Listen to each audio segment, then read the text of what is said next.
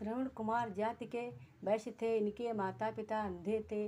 बड़ी तत्परता एवं पूर्ण श्रद्धा से इनकी सेवा करना वे अपना कर्म कर्तव्य समझते थे।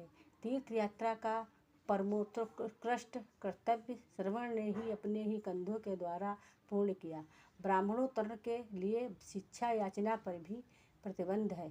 यदि कोई स्वेच्छा से भिक्षा दे दे तो वह ग्रहण कर सकता है, अन्यथा नहीं। पर श्रवण बनिए कंद मूल के आधार पर अपना तथा माता पिता का काम करते थे।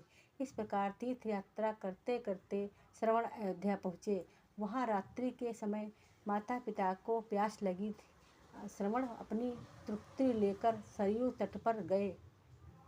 धर्म असमस्त कार्य से धार्मिक कृत्य भी पापमय हो जाता है। शास्त्र प्रतिपादित नियमानुसार युद्ध को छोड़कर अत्यंत कहीं भी हाथी को मारना पाप है।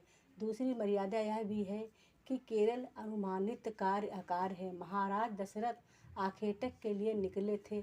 अयोध्या के समीप वनों में उन दिनों जंगली हाथी रहते थे। श्रवण ने पानी में अपना तुम्बा डुबाया, तब उसमें से जो शब्द हुआ उससे महाराज दशरथ ने अनुमान किया कि कोई हाथी पानी पी रहा है। अनुमान पर ही उन्होंने शब्द वेदी बाण शब्दों के आधार पर चला दिया। बाण श्रवण की छाती में लगा।